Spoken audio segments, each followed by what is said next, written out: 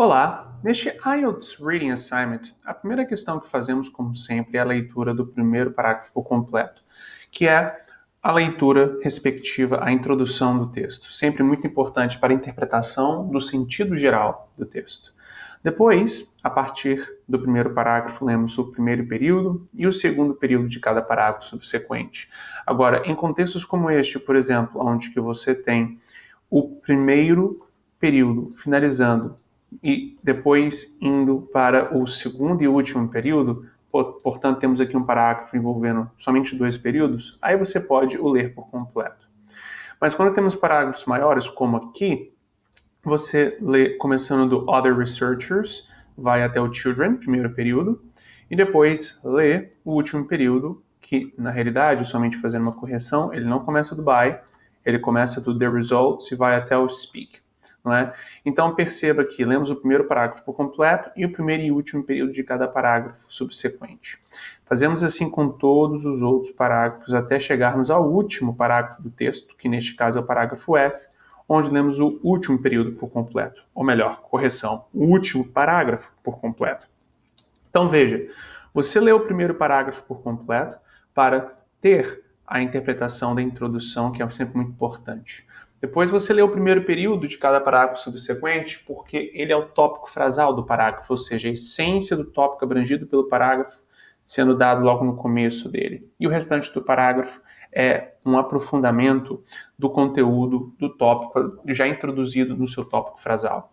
Você lê o último período para, além de ter uma interpretação melhor ainda do parágrafo em particular, sem lê-lo por completo, você também ter a possibilidade de pegar informações que, em especial para questões de matching, onde você tem que relacionar informações específicas a parágrafos específicos, muito frequentemente a informação que define que uma determinada informação, ou melhor, um dado que define que uma determinada informação em uma questão é relacionado a um parágrafo em particular, por exemplo, o título pode ser melhor relacionado a um determinado parágrafo.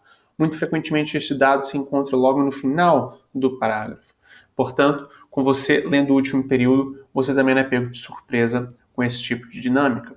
Então, você lê também sempre o último período, ou seja, o final do parágrafo, para ter uma leitura seca, não completa, mas ainda assim uma leitura abrangente da essência daquele parágrafo. E aí você vai lendo todos os outros parágrafos subsequentes até chegar ao último, que é o parágrafo F, onde você o lê por completo também. Parágrafo conclusivo é sempre muito importante ler, pelo mesmo motivo que você lê o primeiro parágrafo introdutório. À medida em que você vai lendo, você vai demarcando palavras-chave, que na prática são informações específicas que definem com exatidão o tipo de informação abrangido por cada parágrafo. Então temos 1970s, Dr. Francine Patterson, depois Stanford University, não é? Michael and Coco, Sign Language, todas essas são expressões. Coco, todas essas são expressões de fato que definem que este parágrafo em particular abrange essas informações em particular, não é?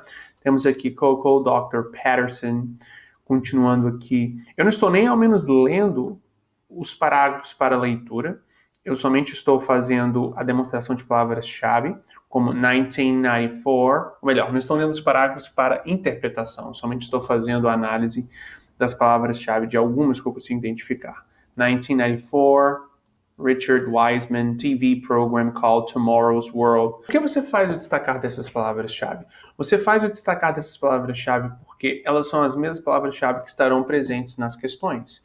E sendo elas presentes nas questões, e também tendo elas visualmente destacadas no texto, conseguimos com muito mais rapidez encontrar a parte do texto que abrange as informações das questões que temos que responder, fazendo assim com que então seja muito mais fácil identificarmos a resposta a essas questões, pois elas sempre se encontram nessas partes do texto que possuem as mesmas palavras-chave que as questões têm, não é? Assim, te faz economizar muito tempo. Este é o processo que nós denominamos de ancoragem, tudo bem?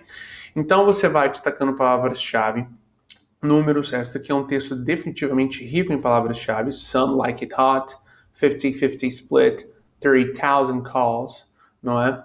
Expressões, números, nomes próprios ou de pessoas, não é? Nomes de locais, de organizações, toda qualquer de fato, informação específica pode ser interpretado com uma palavra-chave, tudo bem? Então, você vai fazendo este processo. Agora, uma observação. Mesmo nessas partes que você a priori pula, entre o primeiro e o último período do parágrafo, você pode simplesmente passar um olho por elas, não para ler, mas simplesmente para ver se você encontra uma palavra-chave. Porque palavras-chave muito frequentemente se destacam visualmente do resto do texto. Por exemplo, o nome próprio sempre começa com uma letra maiúscula e, portanto, identificar o nome próprio em um texto é muito fácil, mesmo se você não está lendo um texto para, de fato, interpretação. Então você consegue marcar palavras-chave mesmo em partes do texto que você não leu a princípio. E aí depois, tendo em vista as questões, você retorna ao texto e retorna as partes que abrangem as informações que as questões abrangem, e você consegue identificar isso por conta do destacar de palavras-chave que você fez. E assim, aí, se necessário for, você lê o parágrafo por completo até achar a resposta.